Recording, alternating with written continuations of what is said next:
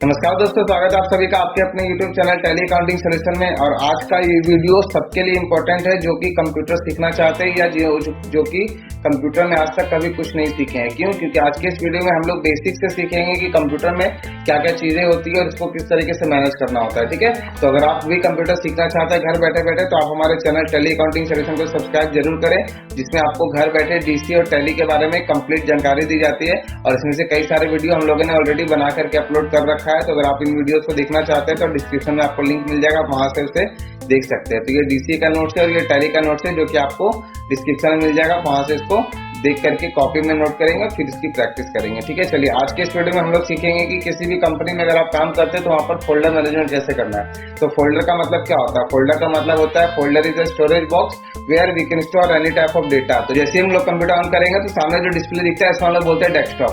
Desktop पे जितना भी चीज दिखता है इसको हम लोग बोलते हैं आइकन। आइकन आपका तीन चीज से मिलकर बनता है, फोल्डर, फाइल और एप्लीकेशन, है ना। फोल्डर क्या होता है? फोल्डर एक तरह का स्टोरेज बॉक्स होता है जहां पर हम लोग डेटा को स्टोर करके रखते हैं। ठीक है, यानी कि अगर हम यहाँ पर राइट क्लिक करेंगे और न्यू फोल्डर बनाएंगे तो आप किस नाम से फोल्डर बना रहे हैं ये सबसे इंपॉर्टेंट है। ठीक है, तो फोल्डर ध्यान से बनाना है। जैसे हम यहाँ पर लिख देते हैं सपोज दैट राज टेलीकॉम, है ना। अब राज टेलीकॉम का जितना भी हिसाब किताब है सब हम लोग को इसी के अंदर रखना है। ठीक है, तो राज टेलीकॉम के अंदर क्या करेंगे, आपको कुछ फोल्डर और बनाना है। तो किसका फोल्डर बनाएंगे? यहाँ पर राइट क्लिक करेंगे, वापस से न्यू फोल्डर बनाएंगे। तो फोल्डर के अंदर जो फोल्डर बनता है उसको हम लोग क्या बोलते हैं? सब फोल्डर, है ना। तो कोशिश यही करना है कि आप जिस नाम से फोल्डर बना रहे हैं उसके अंदर आपको उसी से रिलेटेड डेटा सेव करना है। ठीक है, तो यहाँ पर राज टेलीकॉम के अंदर हम लोग बनाएंगे सबसे पहले एक फोल्डर 2023-24। अब 2023-24 क्या है? हम लोग का फाइनेंशियल ईयर है ना। 2023-24 के अंदर आपको 2023-24 का सारा हिसाब रखना है। ठीक है, मान के चलिए आप सरकार को या वकील को या सीए को अपना रिटर्न सबमिट करते हैं। ठीक है ना, तो सरकार आप अगर किसी सीए को अपना रिटर्न देंगे तो पूरा एक साल का डाटा उसको देना होगा। तो एक साल का डाटा, हर एक साल का डाटा आपके पास अलग अलग रहेगा फोल्डर वाइज, सब ना आप उसको ले आकर के देंगे, है ना। तो यहाँ पे हम क्या करेंगे, 2023-24 का कंपनी बना लिए, इसके अंदर क्या करेंगे हम लोग 3 फोल्डर और बनाएंगे। कौन कौन सा? सबसे पहला फोल्डर बनाएंगे बिल, यानी कि परचेज बिल और सेल बिल। जितना भी बिल होगा हम लोग को एक सारा बिल को एक जगह पे रखना है। तो बिना माउस छुए अगर हमको फोल्डर बनाना है कैसे बनाएंगे? Ctrl+Shift+N, है ना। ठीक है, तो यहाँ पर हम लोग लिखते हैं बिल, यानी कि जितना भी बिल होगा सब इसके अंदर रखाएगा। ठीक है, उसके बाद एक फोल्डर बनेगा डेटा एंट्री, यानी कि जितना भी चीज से हम लोग एंट्री करेंगे वो सबको यहाँ पे रखना है। और एक फोल्डर बनेगा रिपोर्ट, आगे बात समझ में, रिपोर्ट सारा यहाँ रहेगा। ठीक है ना। उसके बाद एक फोल्डर आप और बना सकते हैं बैंक स्टेटमेंट। हर महीना का आपको बैंक स्टेटमेंट मिलेगा, उसको आप यहाँ रखेंगे। तो बिल के अंदर क्या होगा? बिल के अंदर 2 फोल्डर और बनेगा, एक बनेगा परचेज और एक बनेगा सेल, यानी कि अप्रैल का जितना भी परचेज बिल होगा हमको यहाँ पे मिलेगा, अप्रैल का जितना भी सेल बिल होगा सब यहाँ मिलेगा। इस तरीके से आपको फोल्डर बनाना है। समझ में आ गया? ये सारा फोल्डर को सिलेक्ट करिएगा नीचे से, इसको हम लोग कॉपी करेंगे। नहीं, 2023-24 के बाद बनेगा अप्रैल मई जून, है ना। तो 2023-24 के बाद यहाँ पे क्या बनेगा? यहाँ पे बनेगा 01 अप्रैल 23। ठीक है, हर मंथ का अलग अलग फोल्डर बनाना होगा। ठीक है, फिर बनाएंगे 02 मई 23 और फिर बनेगा 03 जून 23। और ये जो भी हम लोग बनाए ना, इसको यहाँ से सेलेक्ट करके क्या करेंगे, इसको यहाँ से कॉपी करते हैं और अप्रैल में हम लोग डाल देते हैं, या फिर कॉपी की जगह कट करते हैं। तो राइट क्लिक करेंगे, इसको कट करेंगे और अप्रैल को ओपन करके यहाँ पे पेस्ट कर दिए, यानी कि मेरा अप्रैल का हिसाब ओके हो गया। जैसे ही अप्रैल मंथ खत्म होगा नया फोल्डर बनाएंगे मई के नाम से, और वो सारा फोल्डर जितना यहाँ पे बना हुआ है सबको हम लोग कॉपी करेंगे और कॉपी करके बाहर आएंगे, मई के अंदर जा करके पेस्ट कर देंगे। और उसके बाद क्या करना है, सारा चीज रहने देना है। बैंक स्टेटमेंट वगैरह अंदर में जो है डिलीट मार देंगे, बिल वगैरह सब अप्रैल का रहेगा बिल, तो सबको डिलीट मार देंगे क्योंकि मई का नया बिल सेव करना है आपको। डेटा एंट्री के अंदर जितना भी एक्सेल शीट बना हुआ है सबके अंदर जो जो आप एंट्री करते हैं वो एंट्री डिलीट मारना है ना। फॉर्मूला वगैरह फॉर्मेट को डिलीट नहीं मारना है, सिर्फ एंट्री को डिलीट मार देंगे और मई का एंट्री फ्रेश मई वाले डेटा एंट्री वाले शीट में करेंगे। और रिपोर्ट के अंदर क्या रखा था? रिपोर्ट के अंदर आप हर महीना जो भी निकालते हैं, जैसे मान के चलिए आप हर महीना निकाल रहे हैं कि मेरा टोटल सेल कितना हुआ, टोटल खर्चा निकाल रहे हैं, या टोटल स्टाफ लोग का पेमेंट निकाल रहे हैं, टोटल किसका किसका कैसा पैसा बाकी है वो निकाले, तो वो सारा चीज आपको रिपोर्ट में रखना है। इसी तरह से इसको हम लोग वापस से एक बार सिलेक्ट करेंगे कॉपी करेंगे और यहाँ पर हम लोग कर देंगे पेस्ट। किसमें? जून में। तो ये मेरा फोल्डर बन गया 3 महीने का, अप्रैल मई जून, है ना। तो इस तरह से एक फोल्डर बनाना है। तो उसके अंदर 23-24 का फोल्डर बनेगा, उसके अंदर अप्रैल मई जून बनेगा और सबके अंदर ये सारा फोल्डर बनेगा, बिल, डेटा एंट्री, रिपोर्ट और बैंक स्टेटमेंट। हाँ, ये पूरा 12 महीने का बनेगा ही। चलिए जून खत्म हो गया, जुलाई आ गया, तो जुलाई का नया बनेगा, है ना। मैं फिलहाल आपको 3 महीना का एग्जांपल देके बता रहे हैं, ठीक है। तो ये समझ में आ गया आपको फोल्डर कैसे बनता है किसी भी कंपनी का। एक फोल्डर और हम लोग बनाएंगे जिससे आपका सारा डीसीए का कंसेप्ट क्लियर हो जाएगा। यानी डीसीए में जो जो चीज पढ़ना है, अगर आप इसको अच्छे से प्रैक्टिस कर लेते हैं तो आपका डीसीए का सारा कुछ क्लियर हो जाएगा, ठीक है। तो यहाँ पर हम इसको आज पूरा नहीं बताएंगे, ठीक है ना। यहाँ पर आज हम लोग क्या करेंगे, एक फोल्डर बना लेते हैं, टाइप्स ऑफ फाइल, ठीक है ना। टाइप्स ऑफ फाइल यानी कि डीसीए में हम लोग क्या करते हैं, हम लोग वर्ड में काम करते हैं, एक्सेल में काम करते हैं, पावर पॉइंट में काम करते हैं। तो जितना भी चीज पे काम करेंगे उससे फाइल क्रिएट होता है, जिसको हम लोग फाइल बोलते हैं, है ना। जिसका एक एक्सटेंशन होता है। एक्सटेंशन यानी कि एमएस वर्ड में जो भी काम करेंगे तो उससे कौन सा फाइल बनेगा, डॉक फाइल बनेगा। तो जो डॉक है उसको बोलते हैं एक्सटेंशन। यानी आपसे अगर कोई पूछ देगा कि एमएस एक्सेल का एक्सटेंशन क्या है, तो क्या बोलना है, डॉट एक्सएलएस। अगर एमएस वर्ड का पूछेगा तो डॉट डीओसी, पावर पॉइंट का बोलेगा तो डॉट पीपीटी, है ना। तो ये सब उसका एक्सटेंशन हो गया। तो हम लोग क्या करेंगे, टाइप्स ऑफ फाइल के अंदर पहले फोल्डर बनाएंगे 4 ठो। कौन कौन सा? सबसे पहले बनाएंगे जेपीजी फाइल, ठीक है। फिर बनाएंगे डॉक फाइल, फिर बनाएंगे एक्सएलएस फाइल और फिर बनेगा पीपीटी फाइल और एक बनाएंगे पीडीएफ फाइल। तो इतना सारा फाइल होता है जिससे हम लोग को काम करना होता है, ठीक है। तो डॉक फाइल क्या होता है, ध्यान से समझ लीजिए। आज सारा फाइल को समझा देंगे, सारा कुछ बनाएंगे नहीं, कुछ कुछ ही बनाने लायक होगा तो बता देंगे, वो बना के प्रैक्टिस भी कर सकते हैं आप लोग। तो डॉक फाइल के अंदर क्या रहेगा, डॉक फाइल के अंदर जो भी आप एमएस वर्ड में बनाते हैं। अब एमएस वर्ड क्या होता है मालूम होगा आपको, अगर नहीं मालूम है तो आपको समझ में आ जाएगा। देखिए जैसे आप स्टार्ट मेन्यू में जाएंगे और डब्ल्यू लिखेंगे तो आपका एमएस वर्ड आ जाएगा। अब एमएस वर्ड से क्या होगा मालूम है, माइक्रोसॉफ्ट वर्ड खुलेगा। अब आपको अगर नॉर्मल कुछ पेन पेपर में लिखना है तो आप नॉर्मल पेन पेपर में लिखेंगे। और अगर आपको कंप्यूटर में लिखना है तो क्या करेंगे, आप एमएस वर्ड ओपन करेंगे और वहां पर लिखेंगे। तो एमएस वर्ड ओपन होने के बाद जो आपका पेज खुलता है वो कुछ इस तरह का होता है, देख लीजिए, दिख रहा है सामने। तो ये जो पेपर है, ये कौन सा पेपर है आपका, ये जेरोक्स वाला पेपर है ना। यानी कि जो भी लिखना है हमको यहीं पर लिखना है। ये साइज कौन सा है, A4। अगर A4 को अगर 20 से मोड़ देते आ जाए तो क्या हो जाएगा, A5, ठीक है। और अगर 2 A4 को हम लोग अगर जोड़ देंगे तो क्या कहलाएगा, A3 कहलाएगा, ठीक है ना। तो ये सारा चीज आपका एमएस वर्ड में दिया हुआ रहता है, ठीक है। तो एमएस वर्ड में जब भी काम करेंगे सबसे पहला काम पेज सेटअप करना होता है, ठीक है, जो कि यहाँ पेज लेआउट टैब से होता है। तो यहाँ जो दिख रहा है ना, home tab, insert tab, page layout tab, reference tab, home tab के अंदर जितना चीज दिख रहा है सारा चीज हम लोग एक एक करके बारी बारी पढ़ेंगे, ठीक है ना, आने वाले क्लासेस में, ठीक है। फिलहाल हम क्या करते हैं, यहाँ पे हमको कुछ बनाना नहीं है, डायरेक्ट हम लोग इसको सेव करेंगे। तो Ctrl+S दबाइएगा और इसको सेव करेंगे कहाँ पे, डेस्कटॉप जाएंगे, फिर जाएंगे टाइप्स ऑफ फाइल, देखिए बना हुआ है इसके अंदर दिख रहा है डॉक फाइल। डॉक फाइल के अंदर जाइएगा और डॉक फाइल के नाम से ही इसको सेव कर दीजिए। अभी तो कुछ बनाए नहीं है ना, मान के चले रिज्यूम बनाते हैं तो रिज्यूम लिखते हैं, एप्लीकेशन बनाते हैं तो एप्लीकेशन लिखते हैं, कोई एग्रीमेंट टाइप करते हैं तो एग्रीमेंट के नाम से सेव करते हैं। बट अगर कुछ नहीं बना रहे तो डॉक फाइल लिख देते हैं, काम खत्म। इसी तरह से सारा फाइल को सेव करना है, ठीक है, एक एक करके ओपन करके। जेपीजी, तो जेपीजी के अंदर आपको कुछ बनाने के लिए हम देते हैं, ठीक है ना। तो ये आप लोग आज बनाइएगा और आज क्या क्या करना हम लास्ट में आपको बता देंगे, ठीक है। तो यहाँ पर हम पेंट ओपन करते हैं, एमएस पेंट जैसे ही ओपन करेंगे तो आपको कुछ इस तरह का डिस्प्ले दिखेगा। ये आपका एमएस पेंट हो गया। अब देखिए ये मेरा 100% है, ठीक है। 100% कहाँ है, कोना में, ये रहा, ठीक है ना। तो अगर आप चाहे तो इसको कम भी कर सकते हैं, बट ये देखिए पेपर बहुत ज्यादा एक्स्ट्रा बड़ा है, इतना नीचे है, इतना इधर भी है ना। तो हम क्या करेंगे, कोना में आएंगे और ये वाला जो छोटा वाला डॉट दिख रहा है ना, इसको पकड़ के क्या करेंगे, इसको छोटा करेंगे, ठीक है। तो क्या हो जाएगा, ये छोटा हो जाएगा इस तरह से, ठीक है। अब मेरा जो पेपर दिख रहा है इतना ही बड़ा दिख रहा है ना। तो इसको पकड़ के यहाँ तक ले आइए फुल पेज। मतलब ये वाला डॉट आपको दिखना चाहिए, जो कोना में दिखा ना डॉट, ये डॉट आपको दिखना चाहिए। इससे होगा क्या मालूम है, इससे आप जो भी बनाएंगे वो बाहर उसका कलर लीक नहीं करेगा। तो अब हमको यहाँ पे क्या बनाना है, यहाँ पे हमको HDFC बैंक का लोगो बनाना है। बनाए आप लोग, नहीं बनाए हैं, कैसा होता है HDFC बैंक का लोगो, देखे ना। तो कैसा होता है, सबसे पहले एक छोटा सा बॉक्स बनाना है, तो इसका सेपरेट क्लास होगा, ठीक है ना। एमएस पेंट का हम बता देंगे, एक एक चीज समझ में आ जाएगा। फिलहाल जो बता रहे हैं वो बनाइएगा, समझ में आ जाएगा। तो एमएस पेंट का हमको HDFC बैंक का लोगो बनाना, तो ये बॉक्स लेंगे, एक छोटा सा बॉक्स बनाएंगे, ज्यादा छोटा भी नहीं, इतना बड़ा काफी है। इसको लाल कलर से फिल करना है। तो देखिए लाल कलर है नहीं है, ऑरेंज लग रहा है। ये लाल कलर है नहीं, ये मैरून लग रहा है। हमको दूसरा एकदम हार्ड रेड चाहिए, तो क्या करेंगे, एडिट कलर पे क्लिक करके यहाँ से उठा ली। देखिए ये वाला लाल ठीक लग रहा है, ठीक है। अब इसको क्या करना है, इसको हम लोग को बीच से कट करना है। तो यहाँ से सिलेक्शन टूल लेंगे और सिलेक्शन टूल लेकर के बीचों बीच नहीं रखना है हमको। अगर बीचों बीच रखेंगे तो बीच में कट होगा। देखिए बीच में हुआ कट, नहीं ना। तो क्या करेंगे, थोड़ा सा बीच से हल्का सा इधर रखिएगा, ठीक है। तो थोड़ा सा इतना दूर हम यहाँ पे क्या किए, एक कट लगा दिए और ऐसा ही कट एक ठो यहाँ पे लगाएंगे। आए बात समझ में, कुछ इस तरह से। अब क्या करना है, यहाँ से हमको एक बॉक्स लेना है फिर से ये वाला, ठीक है। कलर कर देना व्हाइट।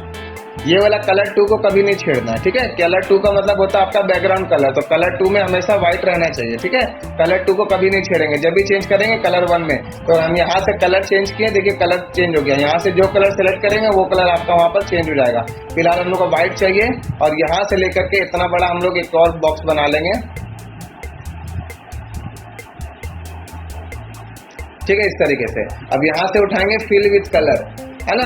अब ये रेड कलर है, रेड में हम व्हाइट कलर फिल कर देंगे तो क्या हो जाएगा, गायब नहीं हो जाएगा, हो जाएगा ना, क्योंकि व्हाइट में व्हाइट थोड़ी दिख रहा है आपको। तो ये चारों को हम हटा दिए, मेरा इस तरह से बन गया। अब इसके बीच में हमको एक बॉक्स और बनाना है, एकदम डार्क नेवी ब्लू कलर का। तो डार्क नेवी ब्लू कलर मेरा पास है ही नहीं, तो क्या करेंगे, नहीं होगा तो ले आएंगे। कहाँ से लाएंगे, एडिट कलर में डार्क नेवी ब्लू कहाँ है, देखिए ये वाला है। इसको और डार्क कर दीजिए, यहाँ से हो गया डार्क। इसको बराबर रखिए एकदम चौड़ा बीचों बीच,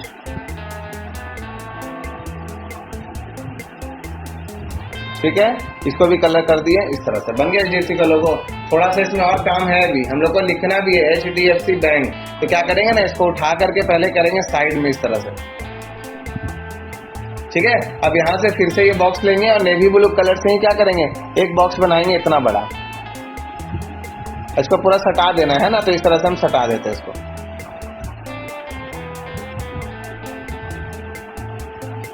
हम खत्म, इसमें भी कलर फिल कर दीजिए, है ना। अब इसमें लिखना है HDFC बैंक बड़ा बड़ा अक्षर में। तो यहाँ से लेंगे टेक्स्ट टूल, क्लिक करेंगे, देखिए लिखा रहा है, छोटा लिखा रहा है, HDFC लिखा रहा है, बट ब्लू कलर से लिखा रहा है तो दिख नहीं रहा है। तो हम लोग को कलर कर देना है व्हाइट।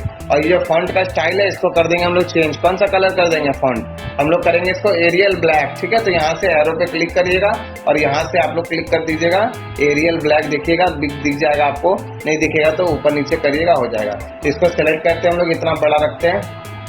अभी हम लोग बाहर क्लिक कर देंगे ना तो सारा मेहनत है पानी फिर जाएगा, क्यों, क्योंकि ये सेव हो जाएगा। तो हमको इसको सेव नहीं करना है, अभी हमको इसको बड़ा करना है। तो पहले बड़ा कर लीजिए, हाईएस्ट देखिए 70 नंबर बड़ा होगा, उससे ऊपर करना है 90 करिए, और बड़ा करना है 110 करिए। देख लीजिएगा आपको कितना बड़ा में ये हो रहा। तो इसको 120 कर देते हैं, 120 में इतना बड़ा हो गया, है ना। इसको बीचों बीच कर दीजिए, परफेक्ट है। ये मेरा HDFC बैंक का लोगो बन के हो गया तैयार। ऐसा ही होता है, ऐसा ही होता है ना।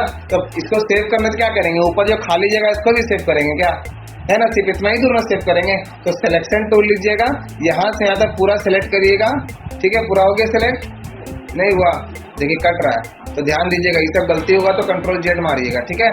पूरा सेलेक्ट करना है, मतलब ऊपर से नीचे तक। अब हो गया।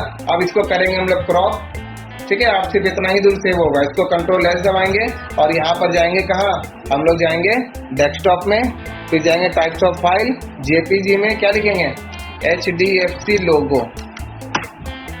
हम खत्म, है ना। इसको कर दिए कट, तो डॉक फाइल बन गया, JPG बन गया। PDF बनाने के लिए क्या करेंगे मालूम है, कोई भी PDF फाइल आप सर्च करके ला सकते हैं, या MS वर्ड में जो बना रहे हैं उसको भी PDF में सेव कर सकते हैं। अब मान के चले आप रिज्यूम बना रहे हैं, तो रिज्यूम कहाँ बनाएंगे, MS पेंट में या MS वर्ड में, वर्ड में। और किसी को अगर भेजेंगे तो डॉक फाइल भेज देंगे या उसका PDF बना के भेजेंगे, PDF बना के भेजेंगे। PDF का खासियत क्या होता है बताइए, उसमें हम लोग चेंज नहीं कर सकते, है ना। तो किसी को भी कोई भी रिपोर्ट अगर देंगे तो उसका PDF फाइल बना करके तब देंगे, ठीक है। तो फिलहाल हम PDF फाइल नहीं बना रहे, क्या करते हैं हम, PDF फाइल जो पहले से बना हुआ है, देखिए यहाँ पर एक खतियान है PDF में, यहाँ पेपर नाम से कुछ बना हुआ है, दीपाली रिज्यूम है, एम्प्लॉई एग्रीमेंट है, सागर का रिज्यूम है ना। तो आप इस समय से किसी भी PDF फाइल को कॉपी करके वहाँ पे पेस्ट कर सकते हैं, कोई दिक्कत नहीं, या फिर आप खुद से अपना भी PDF बना सकते हैं। तो हम लोग आगे जैसे जैसे बढ़ेंगे वैसे वैसे धीरे धीरे सीखेंगे, ठीक है ना। तो यहाँ पे हम लोग को क्या करना है फिलहाल, क्या यहाँ पर हम लोग क्या कर रहे हैं, इस पीडीएफ फाइल को ओपन करते हैं, देखते हैं इसके अंदर क्या है। तो इसके अंदर सागर का रिज्यूम बना हुआ है। तो अगर आप लोग अभी तक नहीं सीखे कि रिज्यूम कैसे बनता है, अगर आप लोग अपना अपना रिज्यूम नहीं बनाए तो डिस्क्रिप्शन में आपको लिंक मिल जाएगा, वहां पर मैंने डिटेल में वीडियो बनाया है कि रिज्यूम बिल्डिंग कैसे करते हैं, किस तरीके से रिज्यूम बनाया जाता है। तो आप उस वीडियो को देख लीजिएगा, डिस्क्रिप्शन में आपको उसका लिंक मिल जाएगा। ठीक है, इसको हम क्या करते हैं, इसको डायरेक्ट हम यहाँ से करेंगे कॉपी। ठीक है, और कॉपी करके कहाँ जाएंगे, हम जाएंगे टाइप्स ऑफ फाइल में, यहाँ से जाएंगे पीडीएफ में और यहाँ पे पेस्ट कर देते हैं। तो दिक्कत है नहीं ना। उसके बाद और कौन सा फाइल बच गया, उसके बाद बच गया पीपीटी फाइल। तो पीपीटी के लिए पावर पॉइंट में काम करना होगा, है ना। तो स्टार्ट मेन्यू में जाएंगे और यहाँ पर टाइप करेंगे पीपीटी, या लिखेंगे आ जाएगा, या सिर्फ पी लिखेंगे ना तब भी आ जाएगा। दिखाया क्या, नहीं आया तो PO लिख दीजिए, पावर पॉइंट आ जाएगा। ठीक है, माइक्रोसॉफ्ट ऑफिस पावर पॉइंट 2007 आ रहा है, इसको ओपन करेंगे। तो पावर पॉइंट क्या होता है, पावर पॉइंट में आप प्रेजेंटेशन बनाते हैं। आप स्कूल में, कॉलेज में, ऑफिस में अपना प्रेजेंटेशन देना चाहते हैं, आपको कोई टॉपिक दिया गया है कि आपको इस चीज पे प्रेजेंटेशन देना है, तो आप पीपीटी में उसका प्रेजेंटेशन बना के पीपीटी के थ्रू बताएंगे कि ऐसे आप हाथ से लिख के बताएंगे बोर्ड में, नहीं ना। आप मान के चलिए आपका ऑफिस में प्रोजेक्टर लगा हुआ है, तो आप पीपीटी बना करके पीपीटी के थ्रू अपना प्रेजेंटेशन देंगे। ठीक है, तो ये पीपीटी बनता है यहाँ पर। इसको भी हम लोग कंट्रोल एस दबाएंगे और इसको ब्लैंक सेव करेंगे। फिलहाल हम लोग कुछ नहीं बना रहे हैं। अगर आपको ये वीडियो पसंद आ रहा है तो वीडियो को लाइक करें। अगर इस वीडियो में 500 लाइक आ जाते हैं तो doc file, XLS file, PPT file और पीडीएफ फाइल सबका एक डिटेल वीडियो हम आपको बना करके दिखा देंगे। ठीक है ना। तो फिलहाल इसको हम सेव कर लेते हैं और आगे आने वाले क्लासेस में तो हम लोग पढ़ेंगे ये सारा चीज को। तो यहाँ पे लिख देते हैं माई पीपीटी या पीपीटी फाइल ही लिख दीजिए, सेव कर दिए, काम खत्म। उसके बाद last but not the least क्या है, उसका एक्सएलएस फाइल। तो एक्सएलएस फाइल क्या होता है, यानी कि जो आप एक्सेल में काम करेंगे। तो अगर आप लोग एक्सेल कभी ओपन किए हैं तो आप लोग को पता होगा कि एक्सेल दिखता कैसा है। अगर ओपन नहीं किए होंगे या फिर कभी एक्सेल के बारे में सुने भी नहीं है, तब भी आपको समझ में आ जाएगा कि एक्सेल क्या है। तो कोई बहुत बड़ा चीज नहीं है, ठीक है ना। स्टार्ट मेन्यू में जाना है आपको और यहाँ पर टाइप करना है एक्सेल। ठीक है, इसको क्लोज होने देते हैं। देखिए गोल गोल घूम रहा है, यानी कि प्रोसेसिंग ले रहा है। ठीक है, इसको हम क्लोज होने देते हैं, क्लोज हो गया। अब एक्सेल ओपन करिए तो ये आपका माइक्रोसॉफ्ट एक्सेल खुल गया। अब माइक्रोसॉफ्ट वर्ड और एक्सेल में क्या अंतर है मालूम है, कुछ बनाना होता है तो वर्ड में बनाएंगे, तो नहीं कुछ लिखना होता है तो वर्ड में लिखेंगे। ठीक है, और कुछ बनाना होता है तो वर्ड में बनाएंगे। बनाने का मतलब हमको कोई रिपोर्ट बनाना है, अटेंडेंस रजिस्टर बनाना है, सैलरी शीट बनाना है, डेली का सेल चढ़ाना है, बिल बनाना है, कोई फॉर्मेट बनाना है, तो वो सारा काम एक्सेल में। और एक्सेल में जो भी काम होता है सब फॉर्मूला के आधार पे होता है। यहाँ पर देखिए छोटा छोटा बॉक्स दिख रहा है आपको, इसको बॉक्स नहीं बोलते, क्या बोलते हैं, सेल बोलते हैं। इसको क्या बोलते हैं, कॉलम। इसको क्या बोलते हैं, रो।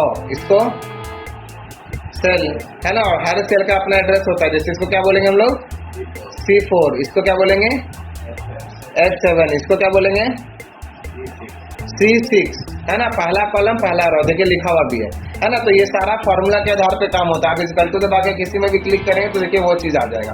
तो इस तरीके से आप क्या कर सकते हैं, यहाँ पर हम लोग काम करेंगे एक्सेल में। ठीक है, फिलहाल इसको हम कंट्रोल एस दबाते हैं और इसको भी हम लोग सेव करेंगे कहाँ पे, डेस्कटॉप में, टाइप्स ऑफ फाइल के अंदर, एक्सएलएस के अंदर, यहाँ लिख देंगे एक्सएलएस फाइल। ठीक है, इस तरह से सेव कर लिया, समझ में आ रहा है। अब इस दोनों फाइल को हम लोग यहाँ डेस्कटॉप से क्या करेंगे, कट करेंगे। ठीक है, तो इसको यहाँ से राइट क्लिक करेंगे, इसको हम लोग कट करेंगे और कट करने के बाद हम लोग जाएंगे दिस पीसी में। तो आप लोग अगर अपने घर में कंप्यूटर में प्रैक्टिस कर रहे हैं तो अपने नाम से एक फोल्डर बना लेना है, वहां सेव करना है। फिलहाल आपको जाना है यहाँ पर प्रोजेक्ट वर्क में और यहाँ पर देखिए 23-24 है, इसके अंदर बैच आईडी है। जितना भी बैचेस चलता है सारा बैच का यहाँ पर बैच आईडी बना हुआ है। तो आपको जाना है कहाँ, आपको जाना है TDT 910 में, है ना। और TDT 910 में यहाँ पर देखिए ब्लैंक है अभी, तो यहाँ पे आपको राइट क्लिक करके अपना नाम से फोल्डर बना लेना है। तो फिलहाल हम लिख देते हैं चंदन। अब चंदन जो भी प्रैक्टिस करेगा इसी के अंदर सेव करेगा। सौरभ जो भी प्रैक्टिस करेंगे अपना फोल्डर में सेव करेंगे। आ रहा बात समझ में। तो इसके अंदर आपको डायरेक्ट सेव भी नहीं करना है, इसके अंदर 5 फोल्डर फिर से बनाना है। कौन कौन सा बताइए, जो आपका DCA का कोर्स है, यानी कि सबसे पहले MS पेंट में जो भी प्रैक्टिस होगा यहाँ सेव करिएगा। ठीक है ना। फिर बना लीजिए MS वर्ड में जो भी प्रैक्टिस करेंगे यहाँ सेव करेंगे। फिर बना लीजिए MS एक्सेल में जो भी प्रैक्टिस करेंगे यहाँ सेव होगा। आ रहा बात समझ में। फिर बनेगा MS पावर पॉइंट।